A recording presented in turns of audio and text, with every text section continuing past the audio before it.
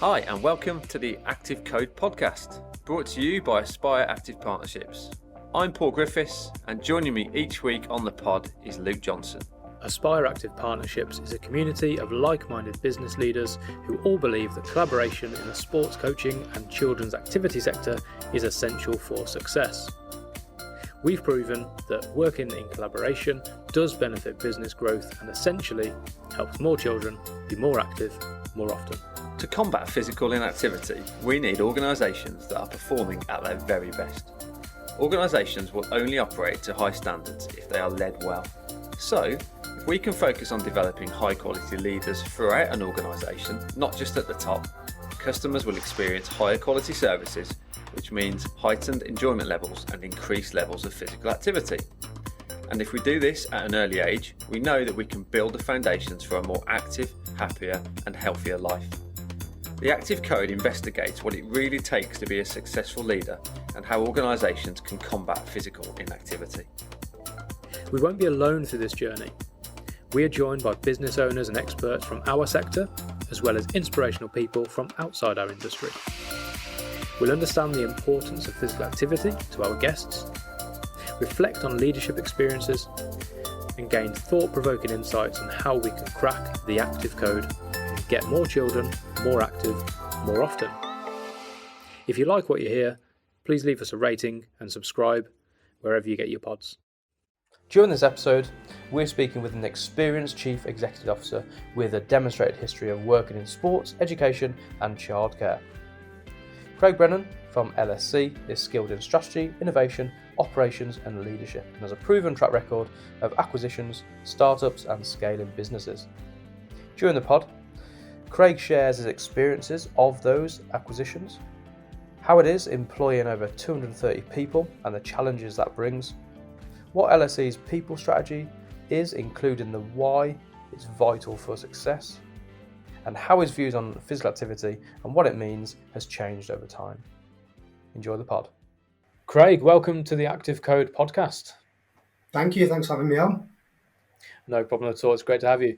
Craig, to start with, could you tell the listeners a bit more about your professional journey so far? Absolutely, yeah. I mean, I won't start right back from the very first job with washing cars when I was a young child. I won't start there. I suppose I'll start with something that's more industry specific. So I kind of fell into delivery and coaching by mistake when I was, I think I was 15, 16, just left school. And I was playing five-a-side locally with a friend. And I went to pick up some football boots off him and he said, come pick them up from work. So I said, no problem. Went to this leisure centre and he was sat down with a group of children sort of teaching football. And I was like, well, what's this? What do you do? He said, oh, I'm a football coach. And it never, which I find strange, it never even entered my mind that was a job I could do. And I was like, oh, that'd be great. I love football. I love working with children. I'd love to have a job. So he got me an interview. Started off part-time. Ended up getting a full-time apprenticeship when I was 16. And then I stayed at that company for probably 2 years, maybe a year and a half. And then I went to work for another local company, again, just football coaching and sports coaching. Did a few qualifications along the way. Worked for them for a couple of years. And then I was 21. I was pretty much running this guy's company for him for what I would class still now as peanuts. I was doing all the invoicing and, managing staff. And looking back, it's kind of where I learned to cut my teeth. So at 21, I decided to come out on my own, and I set up my first company when I was 21, which was a preschool football club, which we, there's loads of them around, at the moment, Little Kickers and Diddy Kicks and lots of other franchises out there that are doing similar things. But back then when I started it, there weren't as many. There was none in my area. So it kind of really took off. And then we started to work with local primary schools. And then fast forward, I kind of grew the business and started the business with no real concept or idea of what I wanted to do. It was just scratching an itch. Thought I could do it myself, and I did, and never looked back really. And during that period, for the first sort of 5 years, I was very much coach and delivery focused. And as the business grew, the business started to kind of take shape and evolve, and my role changed drastically from then, and we are where we are today. So a very quick snapshot of my history, but yeah, effectively my background is delivery and coaching. What does today look like, Craig, for you at LSC? So it's changed a lot, hasn't it, over the last few years? It's changed a lot, yeah. I mean, we started out as a sports coaching company or as a soccer school back then, actually. Then we morphed into a sports coaching company, and we've now got above that, we have the little sports group, which is effectively, the holding company, the overarching company. Within that, we have two main companies. We have LSC, which is, we don't class ourselves as a sports coaching company, we class ourselves as a primary education company, where we deliver various creative subjects: PE, modern foreign language, drama, art, IT. And then outside of that, we do our extended school services, which are breakfast and after school clubs and school holiday courses. So that's LSC, and that company is trades as far south as London and as far north as Leeds and Bradford. We don't have anything in sort of the Midlands, where I know you guys are. But we're kind of in a Liverpool, Crewe, London, quite a few spaces in between as well. Head office is based in Manchester. And then next to that, we have our newest business, which is our group of children's daycare nurseries, which we started during lockdown. And we've grown that we will be hitting, I think, by the end of this month, we'll be at 10 sites, 10 nurseries, which have all been through acquisition, bar one. So that's it effectively. We've got the education business, LSC, and then we've got the children's daycare nurseries. Within the group, we've got just touched 232 staff this week within the group. So yeah, you can say it's changed a lot from back when we were a little soccer school. And in the last couple of years in particular, so how's that growth kind of accelerated since the pandemic? Through acquisition mostly. The pandemic really gave me time to kind of sit back and take stock of where we were and how we were growing. And I'd already bought a couple of businesses within our sector pre-pandemic, and we really saw how that affected the business and allowed us to scale quite quickly. As you guys know, it's all about the people in this kind of business. And when we buy a business, we're not buying the bricks and mortar, and we're not buying the people, because I think a bit of an awful thing to say, but we're investing in the skill set of those people and the quality of those people. So we really found that having extra people within the team helped us grow as well. So not just from a financial perspective, but from a skill set perspective as well. And what can we go in a bit deeper on that as well? So what in particular? So if you're looking at a kind of acquisition as a growth strategy, which is actually quite new, I think, isn't it, in kind of our space? So In our sector, yeah. So if you're looking to go down that route, what is the perfect organisation that you would kind of look to approach? What kind of qualities are you looking for with the people and with the organisation itself? The kind of background. No, it's a really good question, because I think when I first got into it with anything, I'm very much of the fact that I'll just do something and that's the best way to learn. So, I went to my first acquisition, probably wet behind the ears, and what I thought would be a good acquisition, looking back now, is completely different. So for us, we look for a few things. We look for, number one, is the owner removed from the day-to-day operations? Because generally when someone sells their business, they're selling it because they want to move on to something else, whether that's property or a new business idea, or they want to retire and take some time for themselves and for the family. So we look for someone who's removed from the day-to-day. It doesn't mean they're completely not involved, but it's not reliant on them to run. So that's number one. Number two, we look for, obviously, revenue is important for us. So we generally look for businesses that are doing over sort of $500,000 in revenue, but that would go slightly under that if it was in a region which we currently operate, because it could bolt on to an existing operation. The leadership team is really important, because we want someone who's got the ability to step up into more of an operational role than maybe they were actually doing when the owner was involved. So that's important to us. And obviously the services that they do need to complement the things that we do. And then the last one is something that since we've done a lot of acquisitions, is something that we realised is just as important as the other things, and it's sharing some kind of value, some of the similar values that we have around people and development and quality of delivery and those kind of things, because there's a lot of companies out there you can buy, and I think when you're buying businesses, you have to, number one, have good relationships with the people who you're joining your team. Number two, you have to have really good relationships with the owner, because you're going to be working with them for a period of time. So I think values is another part of that as well. Yeah. So with most of the acquisitions you have, do you have a period where the owner will kind of help with that transition? It's not just a case of saying, here we come, they kind of exit, and then you take everything over. I guess it's important that the owner that's involved in that operation, as long as the team, I guess, get on with them still, or they get on with the team. Yeah. You want them to feel kind of closely aligned, I guess, don't you, during that acquisition process? Yeah, absolutely, and it's a real key thing for us. What we don't want is the owner to kind of sell, and on day one they're off into the sun.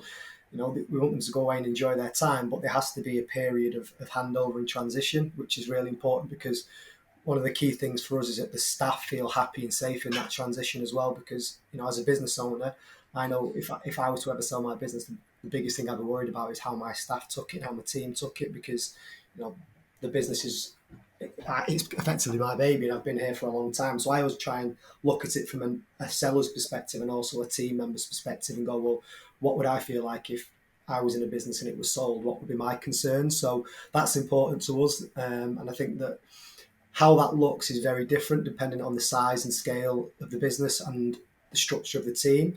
So if that owner's got really good processes in place, he's got fantastic managers who kind of run the day to day, how much they're involved post completion would be probably a lot less than someone that's more hands on.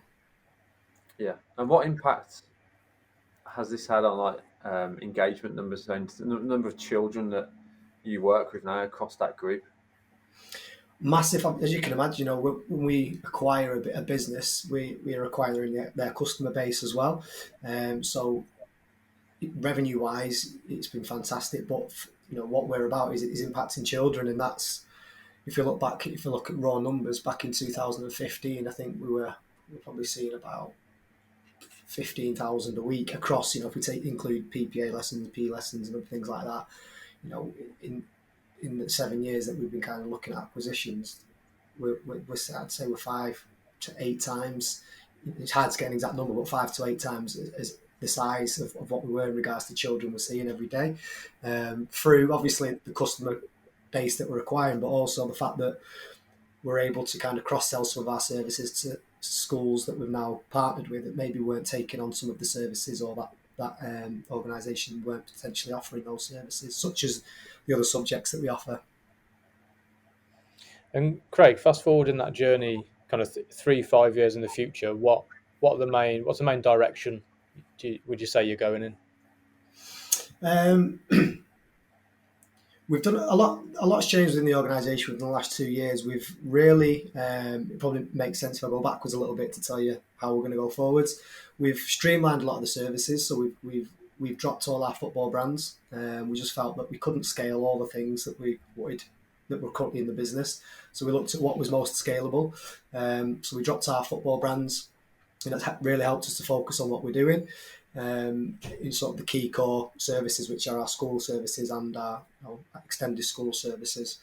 That'll allow us now to really scale those services going forward. We've invested heavily in what we call central support, so it's another word for head office. We don't like to use the word head office because we feel it's corporate and it separates us from the regional teams. But our central support function has really invested in a fantastic sales team, really good marketing team.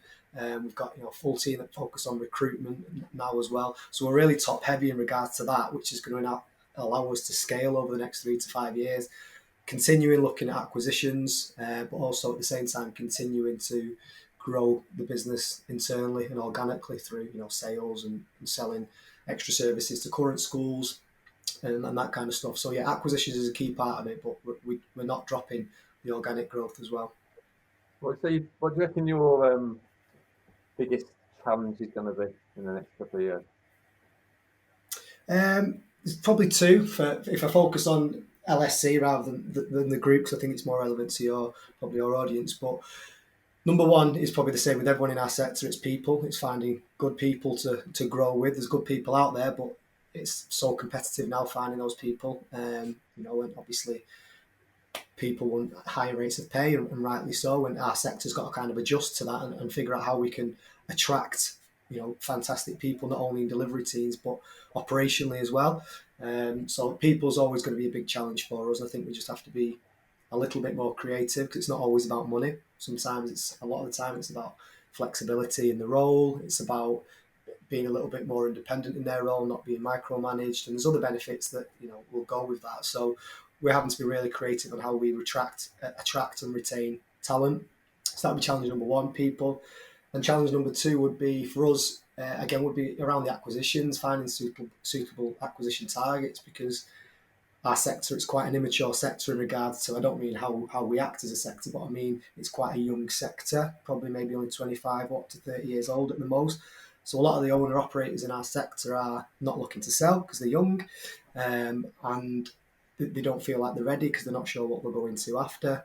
And a lot of the businesses are maybe not at the size that we would need, to acquire as well. So that's probably our two challenges for the coming years. It's quite nice that Craig's put a lot of owners in our sector in that kind of young age bracket. I'll definitely class you two in that as well. I'm not sure about that now, mate. 25 seems a very long time ago. Very long time ago. If we focus on physical activity in general, so Yeah. what and yourself. So what does physical activity mean to you, Craig? For me, physical activity is something that's I've probably changed my opinion of in the last 2 or 3 years. I used to think physical activity is getting out and doing something organised, some kind of sport with friends. That's what I would have classed it as. Since COVID, I've become a lot more physically active because I needed to get out of the house more, clear my head, think a lot more. For me, physical activity now is just about moving. It's about getting out, hopefully outside if you can, and moving. That's all it's about to me. It's I know, silly as it may seem, now I track my calories and making sure I'm hitting 700 calories every day because I'm stuck behind a desk. So for me, it's just about getting out there and moving as much as possible. If you can make that more fun and inclusive through team sports, then that's an added bonus. But as you get older, like myself, you have children, you have other commitments. It's not always viable to go to five-a-side 3 nights a week and play on a Saturday and Sunday like I used to. So now I just, as much as it could be as simple as getting out for a walk at 10 o'clock at night or going for a run for 20 minutes in the morning. So for me, yeah, it's just about moving. And you mentioned the benefit then, Craig, about it helps you clear your head. What other type of benefits do you have from physical activity that translate then into your work life when you are behind the desk? Clearing the head's one, a massive one, obviously. So doing what I do and managing a business as you guys do as well, you don't really switch off. So you have to kind of force yourself to do something where you may switch off. So clearing the head is a big one. I think I always feel fresher and more energetic if I've been to the gym in the morning or I've done a workout. I feel better about myself because I feel like I've ticked off a job for the day. As much as you can see it as a job, it's something that I feel needs to be done. So yeah, I definitely feel more refreshed, more energetic, more accomplished when I've been out for some kind of physical activity. And I feel like that then helps my team as well because I'm probably a better person to be around. I'm probably in a better mood. I'm probably a little bit more relaxed because of I've got rid of some of the tense emotions that I probably had. So I think that's a big part of it as well. Yeah, like you said, it was kind of heightened during COVID when you were stuck in the house a lot. You kind of noticed how much you did want that outdoor space, or I guess, that physical activity. Yeah, absolutely. In the pod, we explore how do we get more people, especially children, more active more often. How do you and your team promote physical activity to children, especially those that aren't engaged in a sport? Like you've mentioned football as a young age, but for Yeah. those that aren't engaged in a sport specifically, how do you and your team engage those children? That's one of the most important skills that we look for when we're recruiting delivery teams. It's about, can they engage children, because that's the most important part. If you can't engage the children, you're not going to get them to do what's right for them and what's good for them. So we always, of course, look for experience and qualifications, but being able to engage with children on their level is for me the most important skill. How we do that, obviously the personality of the candidates is massive. That's really important to us. But the kind of tools that they would use out in the field, for us, it's about, number one, being a good person, being able to engage them children so that children will want to do what you're asking them to do is number one. And then number two, I think it's about being creative because, like I say, not everyone wants to play sport. So it's okay, well, what else can they do to be physically active? So it might be, if we're doing an active lunchtime, it's creating zones that aren't necessarily sport focused, but it could be dance focused or skipping focused or, the Golden Mile. So there's lots of things that we have a kind of range of things that we would do, and that's specifically for lunchtime. But then if we look at our other subjects that we deliver, such as MFL, drama, music, we also look at how can we make those sessions physically active. We try and make it cross-curricular. So we try and get outside as much as possible and make sure the children are moving and being active when they're doing those things. So we try and look at it from our perspective that worst case scenario, if the only time the children are going to be physically active is when they're with us, how can we make that time with us as physically active as possible? And that's how we always try and we kind of structure our training around this. If they've got 2 hours a week PE, let's say plus 1 hour of after school club, that's 3 hours. How do we make those 3 hours as physically active as possible when we're with them? So going back to what I just said, then it's about being creative and getting the right people in the team. I guess, Craig, as well, with the wider offer now you've got across different subject areas, the outcomes have slightly gone away from physical activity. However, from a well-being perspective, all of these important enrichment type subjects, I guess, which aren't core subjects in the primary sector, are actually giving children the opportunity to really focus on their well-being and make sure their kind of soft skill development's coming through as well. Yeah, absolutely. And I think that's one of the benefit of us starting off as a sports coach or a physical activity company, is that we really see the value of being physically active. And when we've brought these other subjects under our house, if you like, then we can kind of, within the training and the support that we're giving our teachers who deliver these sessions, we can kind of roll in the benefits of making your lessons or your session, depending where you do it, more physically active. And that's something I think they've fed back to us, is that they're really understanding the benefits of being more physically active. And it doesn't have to be delivered in a classroom. They can deliver modern foreign languages on a playground or in a hall and get them moving at the same time. It increases the energy levels of the children, which increases the engagement and the motivation to want to do that lesson again, and which we found has really solidified the relationships that those teachers have had, not just with their children, but also with the teachers who they work closely with as well. So it's having kind of a ripple effect, one from our PE staff to our other subject staff, but then our other subject staff are rippling that out to other teachers at the schools that they work in. So it's having a really good effect. Yeah. How about the effect and the impact on you as a leader? So if we were to talk to someone at LSC who's been around, let's say for the past like 3-5 years, that has seen this rapid growth within the organisation, what would they say about you and your leadership style? I'd like to think they'd say it's changed. One thing that I've really become aware of in the last 3 to 5 years is how important it is to continuously review yourself. As much as I'm very detail oriented, so it's hard, because I've come from the apprentice and I've come all the way up through the ranks. It's hard to not get involved in the day-to-day detail, or it has been hard, and I've kind of got to the point now where I'm finding it much easier to step back and let people make mistakes, because I realise that's how they learn. But that's come through a lot of self-development and self-reflection, understanding what I look like on a good day versus what I look like on a bad day, and how people could react to me on a bad day versus a good day. And it's that emotional intelligence piece, learning a lot about yourself and how that can affect others. I think as a leader, I'd definitely give people a lot more autonomy, especially in the nursery business, because I've never worked in a nursery, so it's really easy for me just to work on that business from a strategic point of view and leave our operations director, Rebecca, to the day-to-day. But for LSC, my role's changed massively. I'm not involved in the day-to-day at all. So I think, to put that into 3 points, I'm giving people more autonomy and I'm less involved in the day-to-day would be number one.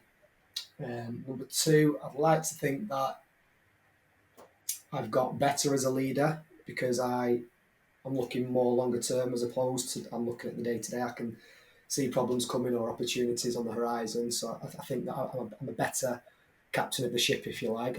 I'm focusing on where I should be focusing, whereas maybe 3 years ago I was trying to do both. I was looking at the day-to-day and the long term, which I don't think is easy to do. And then number three, I think people would like to say that I communicate better. That, for me, that was probably my biggest disadvantage as a leader. Is I don't think I was as good a communicator as I could have been. I'd just do something because I thought it was the right thing to do, maybe rather than involving the team and talking about why it's a benefit to the team. And I think that's something that I've realised, again, going back to how we spoke about the teachers, then you have to engage the team before you can get them to come with you. So I think the communication piece is something that I've improved on. And in terms of your development journey, I know that you took part in the Goldman Sachs program, which is where we first met a few years ago. Right. So what impact did that have on you as a leader? I think it helps you realise the opportunities that are out there, but it also made me realise there's so many different ways to run and grow a business, and you have to try and find one that fits you in your situation right now. We've looked at franchising, we've tried launching in various regions organically, and we've tried acquisitions. Acquisitions was the one that worked the best for us, but I know other organisations have done it different ways. So I think from the Goldman Sachs programme, I learned a lot about. They're really good at teaching a little bit of everything, aren't they? A little bit of finance, a little bit of HR, a little bit of operations. That was good. I think the biggest takeaway from me was about how we could grow the business. I didn't actually get it at the course, at the programme. It was only when I went away, spent some time reflecting on all the content, that I thought, actually, this is something that I really want to double down on, and this is how I can see it working. And we dipped our toe in the water and bought one business. It worked really well, so we've continued on that path. I think it's important that whatever learning you do, you come away with one kind of golden nugget. That's something I've always said with any of my teams. If you ever go on any training or any kind of CPD, you have to come back into the business and talk about your one golden nugget. What's your one takeaway that you're going to bring back and implement into the business? And for me, that was mine from the Goldman Sachs program. Who would you say has been the most inspirational leader that you've worked with or come across on your journey so far, Craig? Well, it's a hard one because there's so many out there in different ways. I'm an avid podcast listener and reader. I have to finish every day reading a few chapters of a book, generally non-fiction. It's generally a business book or something like that, which my wife says I should be doing non-fiction to try and switch off, but I struggle to kind of stay motivated with those kinds of books. So Jack Welch, I think, is one. I've read his books. He's the ex-CEO of General Electric, and he's massive on sort of leadership and inspirational leadership. Fantastic CEO. So he'd be one. Chris Brinley, who I know you've had on the podcast, he was working as a non-exec for us for a period of time, and Chris is was fantastic. I learned a lot from him. I'm lucky in a way that I started my own business at 21, but I'm also unlucky that the fact that I've never really worked under a significant boss that I could learn from. I've never sat on a board. I've never kind of worked under a CEO where I can learn and model from. I've just kind of had to learn as I go. So I realised quite early on in my journey that it was important to have other influences in my work and personal life that I can learn from and take snippets from. So Jack Welch is big, Chris Brinley, and Elon Musk, just for the fact that the way he's changing the world and the things he's doing, like who in the right mind would decide to set so many companies that are going to change the world? It's just mind-boggling the things that he manages to achieve. No, absolutely. And a moment ago, you talked about what your colleagues would probably say about your leadership style. You're given autonomy. You're more kind of long-term focused now, and you communicate better. Is there anything that you're working on at the moment to take yourself a step further or develop even further?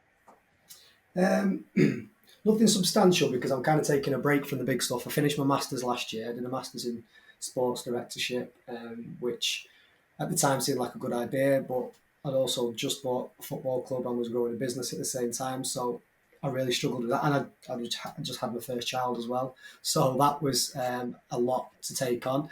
I've had my second child, who's a year. My little girl, she's a year old now, so I've kind of said to myself that I can't do all that and grow the businesses and learn. So I'm not doing anything chunky like a masters or the Goldman Sachs. But again, I'm learning a lot on acquisitions, but more on the people side of thing, because you can integrate processes, you can integrate technology and brands and all that kind of stuff quite easily. But the people side of it, for me, is the most critical piece, because you either win people over or you lose them after a transaction, because the fear of the unknown, or they don't like how you do things. People generally don't like any kind of change. So being able to get that team on side quite quickly is massively important to us. So the people side of things is something I'm really learning about at the moment. You mentioned Chris Brinley, Jeff. And so do you have a mentor at the moment? Anyone that you can kind of... I don't at the moment, actually, not one specific person. I'm in the process of building a sort of a board, if you like. We've got a sales and marketing director, we've got a HR director. We did have an FD he was working between us and another company who are now looking to float. So he's gone full time with them. So we are in the process of finding another FD, and that will effectively be our board with our ops directors. So I've got kind of a board around me for people who are specific to that skill set. But I don't have a chairman or a sort of mentor who I'm speaking to on a regular basis at the moment, no, but it's something that I do need to pick up again. how do you develop leaders within the organisation, Craig? Because 232 people, you said, Yeah. part of that group at the moment, and no doubt that will continue to ramp up. So, Yeah. how do you make sure that you're developing leaders within the business? No, it's a good question. I mean, going back to the question you said before about one of the challenges, people is a massive challenge for us, and succession is a big part of that because as you move people up, you need a number two who can sit into their seat, and you kind of have to have it's a fine balancing act between managing people's expectations of when the role's right and when the time's right, you're there.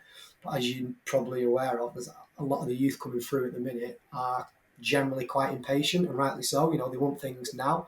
So we found it quite difficult to get people in to kind of number two roles, but with a view that you're going to be number one when they move on. They don't know when number one's definitely going to be moving on, so you might find you lose someone to a competitor or someone elsewhere. So we have, and this is something that Chris Brinley actually works with us on. We have our people strategies called RICES.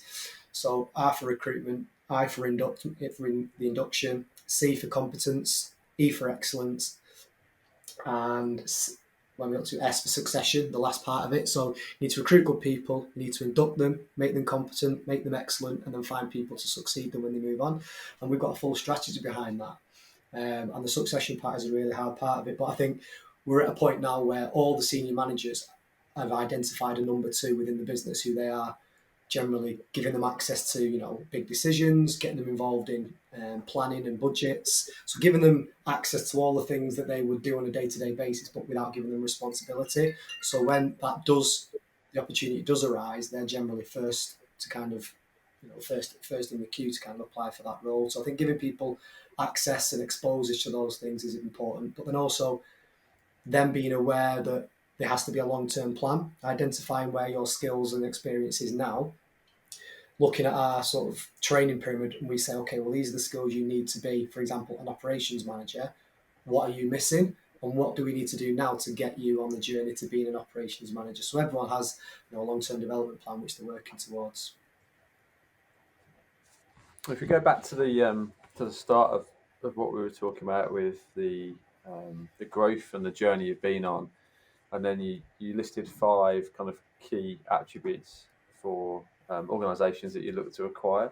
Yeah. So if we flip it on its head a bit then, because we might get people on this that aren't young, they may be a little bit more mature, like myself, who have been around for a few years and then haven't really given thought to exit strategy, which is often something that I think people probably can be a dirty word for some people, and also some people are a bit concerned and worried about, and it's like, well, exit, I sell my business. Is that actually something that I should be doing? Yeah. But I think people listen to this, so probably see actually it is a way to move on, to step out, and all your hard work pays off. So, what tips would you have for those organisations that are perhaps listening to this that would want to make themselves attractive for acquisition? Yeah. And I know there's 5 things you listed there, but let's say I think the biggest one is probably removing themselves on that day-to-day operation. So what kind of tips could you give to those business owners who are stuck in that kind of day-to-day, getting involved too much in their business, and they need to kind of step back a bit? Yeah. It would obviously depend on the size of the business, but I can generalize. I mean, I've had so many conversations with people who have called me. I send letters out, I'll speak to people on LinkedIn. There's various ways where I find potential deals. And a lot of people ring me and just say, listen, I'm not looking at selling my business, but I just want some advice. Exactly that. What do I need to do now if I want to sell my business in 3 years? And I'll say, I'm glad you've called, because the first thing I would always say is start conversations early, because you might not be ready now, but you might be ready in 2 years, or something might happen. And the more your business is in a position to be able to sell, the easier the whole process is. So number one would be start the conversations early, whether that's with me or somebody else, or even with, you might have to speak to your wife or your partner at home about, is this the right thing? Start having those conversations early would be number one. Number two would be, like what you just mentioned there, Paul, it's about getting your business to a point where it's in a better position to sell. And it doesn't have to necessarily be profitable. We've bought unprofitable businesses, and we've known how to fix them. So, getting the business in a good position to sell. That could be anything from having good processes in place, having your processes documented, giving more ownership and responsibility to key people in your team, and effectively taking yourself out of that. It doesn't have to be completely, but the more the better. So that would be the second key thing for me. And I think also it would be looking who else out there is potentially sold or has bought a business, and finding out the process, how it was, and just kind of setting your own expectations. Because I find it really funny when I speak to people who have approached me directly or I've approached them. The conversations are generally much easier than when they've been to an agent. Because what generally happens is an agent, the business agents are generally like estate agents. They will have a load of businesses, and the person selling their business might go to 5 agents, and they'll go, "What can you sell the business for?" Obviously, they're going to try and sell it. They're going to tell the vendor, the person selling it, the highest price, because if you sell them it's the highest price, they're more likely to go with you. Well, he told me 1 million, he only told me 500,000. So what generally happens is the business goes on the market, sits on there for 2 years, no one has a sniff because it's overpriced, and then I'll have a conversation with them about, well, the agents told me it was £1 million, and I'm saying, well, your business is making £50,000 profit a year. How's it worth £1 million? And you've really got to change their mentality about how the business is valued and what we look for in a business. Whereas the people who are coming to me or other people, that are buying, we're giving it them from a buyer's perspective, and we're saying, on the table, this is how it's going to work. This is how long it might take. These are the things you need to think about. It's a long process. That's why I always say, if you're thinking of selling in maybe 2 years, start the process now. So start early, get your business ready to potentially sell, or as ready as it can be, and speak to other people who have done it, either sold it or purchased themselves. And if anyone is thinking of selling and they want to know, I can give people references of 5 or 6 people we bought off who will say, this is the process. It was either good or it wasn't. It doesn't always go to plan. Things change, but we like to think that the relationships we've got with all the people who have sold to us are really strong. So they're probably the 3 things that I'd say to focus on if you're thinking about it. Yeah, brilliant. Thanks for sharing that, Craig. And how would you? I know there's many ways in which people say how you value a business, but typically, what would you look at in terms of like the valuation of a business that you're looking to acquire? Yeah, you're right. And depending on the size of the business, there are so many different ways you can do it. But generally, in our sector, the way we would look at a business is we would take, there's different acronyms you can use for it, but let's just say your profit is the easiest way to do it. You would take your profit, and then if the owner was leaving the business, we would then add back things in that will no longer be in the business should the owner leave it. So they might be putting the health insurance through it, the gym through it, the car through it, maybe the odd flight on holiday through it. All these costs that we know wouldn't be in the business, we'd add that back to the profit. So their profit might have gone from, let's call it 100 grand to maybe 150. And we would then add a multiple to that 150 grand. In our sector, that can range anything between 1 and sort of 4, depending on the size of your business, sometimes even higher, again, depending on the size. And the multiples, what drives those multiples, again, varies. That could be how big your business is. The larger it is, generally the safer it is, so the less risk of it, collapsing. The amount of customers you've got, the amount of spread of services you've got, how long your contracts are with your schools, which are your key staff, are they locked in any way? So these are all things that can drive multiple. If you've got a really low profit margin and you've got one school that's 60% of your profit, that's a risk, so you can only add a really low multiple. Whereas if you've got maybe 50 schools and they're all on 2 or 3 year contracts, and you've also got holiday courses and contracts in other areas, then it's a less risk, so you can apply a higher multiple to that business. And one thing that we're really big on is being very transparent in how we value the business. We say, this is your profit over the last 3 years. These are the things we've added back. This is the multiple we've applied and the reasons we've applied it. And we're very transparent, which I think helps, because again, I try and put myself in the seller's shoes. That for me, if I was to sell my business, it would be a massive psychological shift for me, because it's so attached to my identity. I've done it for sort of, nearly half my life. So it's a massive thing. And I look at it from a seller's perspective as well, that they have to be psychologically ready to make that adjustment in their life of selling something that they've worked so hard on. So I think it's important, and that they have at least the benefit of knowing exactly what they're getting for their money and how it's been valued, and that's really important. Yeah. And what's your exit strategy, Craig? Or are you too young at the moment?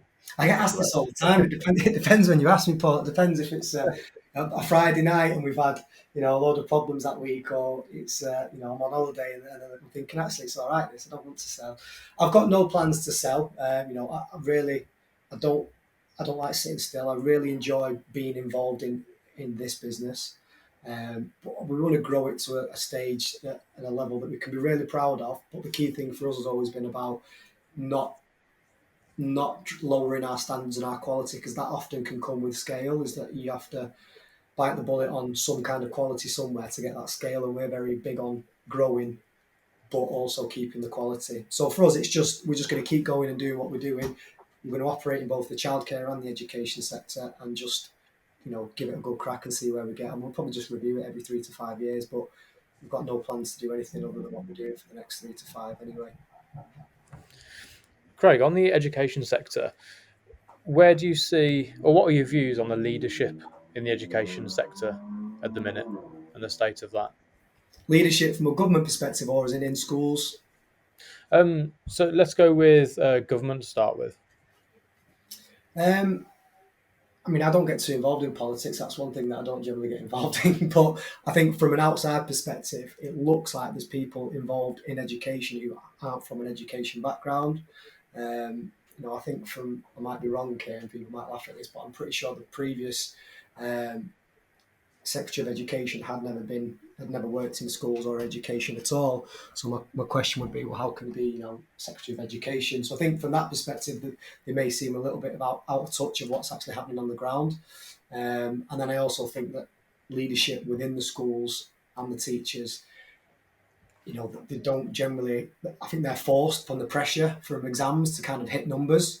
So it's focused on the metric rather than the quality and the education of the children, looking at raw data rather than, the actual what's happening in schools on the ground. So I think from a government perspective, we're probably too far disconnected, and it's a little bit, I don't think they've got it right, that's for sure. Yeah, and you mentioned right at the start of the pod that you, at LSE, you made sure you were seen as primary education providers rather than a sports coaching company. Yeah. And has that changed the mindset, would you say, of schools that work with you having that title rather than being seen as a sports coaching company? It wasn't sort of it was a conscious reason, and it wasn't because being a sports coaching company was bad, because it really isn't. And I think a lot of our schools who we started with still see us as that. It's more because of the other subjects that we do. It's actually fully qualified teachers that deliver those subjects. So they're not sports coaches who aren't qualified teachers. It's fully qualified teachers that are doing that. So to recruit the best teachers and to get that credibility in schools, we wanted to position ourselves as education providers. I think on some level, it actually has given us a little bit of credibility for those subjects. I don't think it's helped so much in the if we focus on PE and sport. But I think for the other subjects, it's helped. Yeah. And you've been on the Goldman Sachs, like you mentioned before, and you've mentioned a couple of other experts like Chris Brennan from outside of our sector. Do you look at any other sectors and think that we can learn certain things from how they do things and what they do to kind of bring across to our sector to help improve?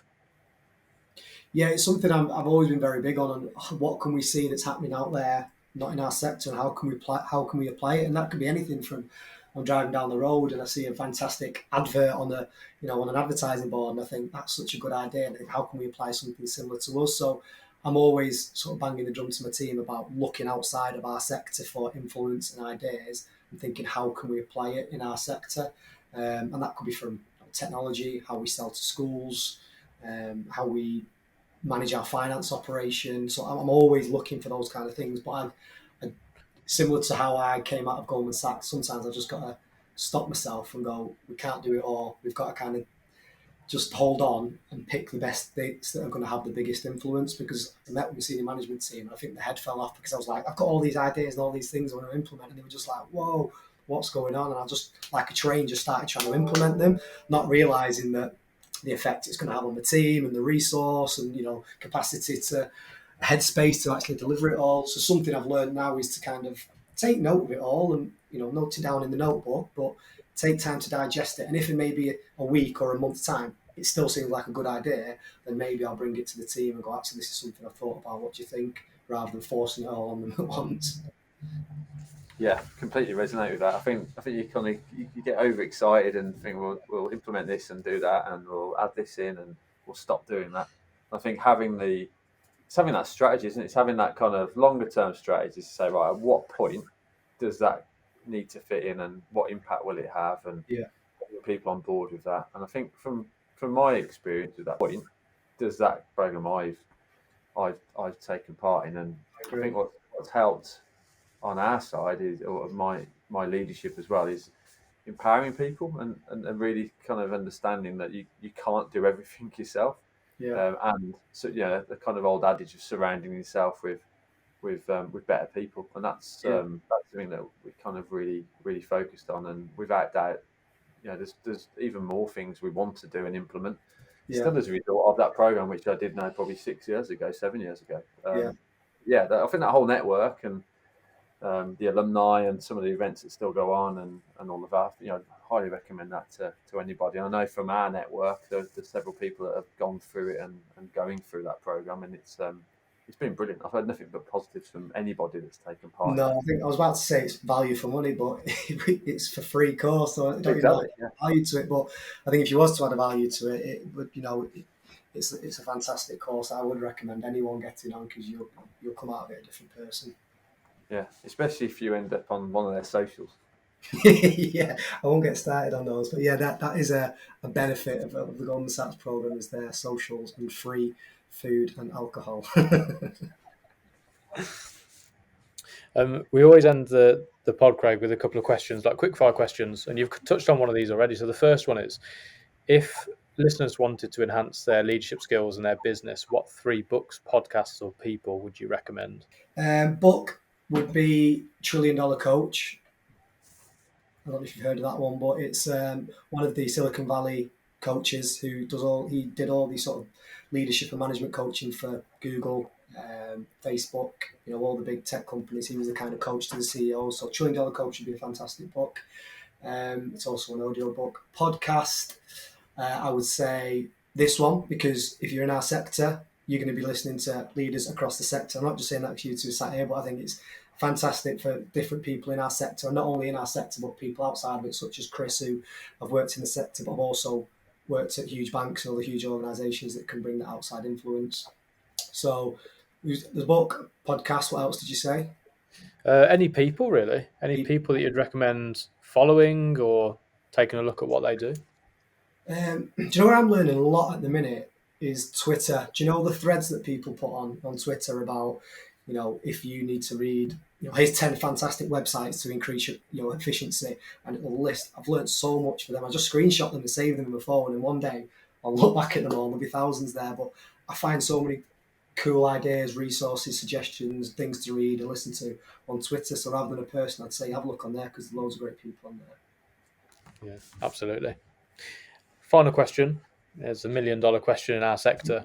What one thing do organisations in our sector need to do to crack the active code and get more children more active more often?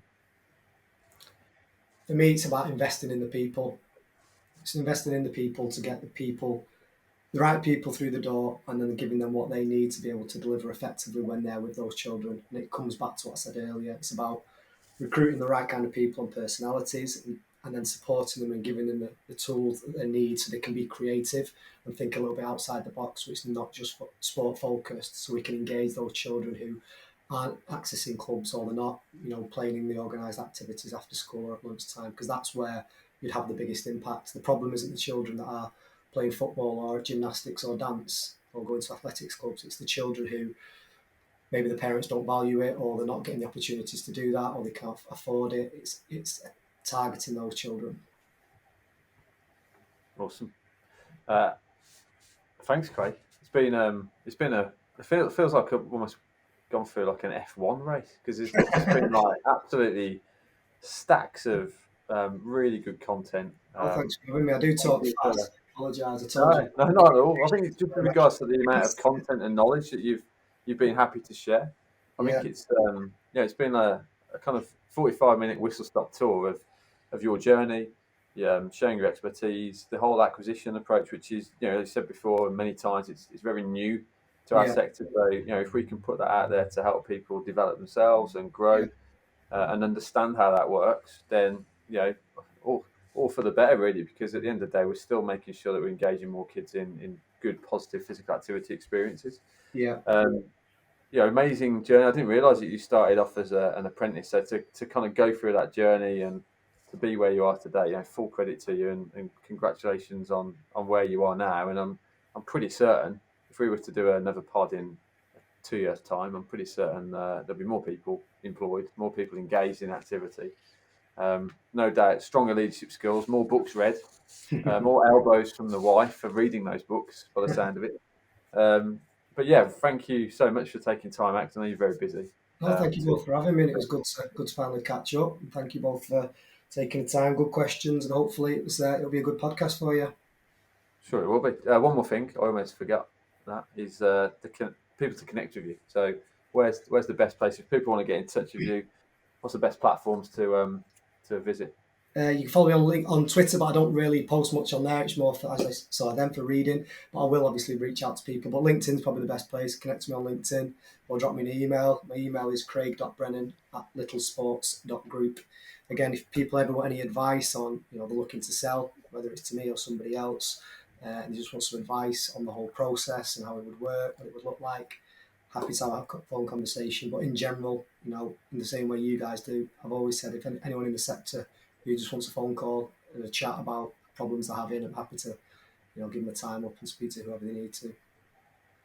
Brilliant. Thanks, Craig. Great stuff. Cheers, Craig. Thank you very much. Cheers, guys. Join us next time for the Active Code podcast. Remember to subscribe to the podcast so you don't miss an episode. You can connect with us on Twitter @aspire_partners and find out more about us and the network at www.aspireactivepartnerships.co.uk.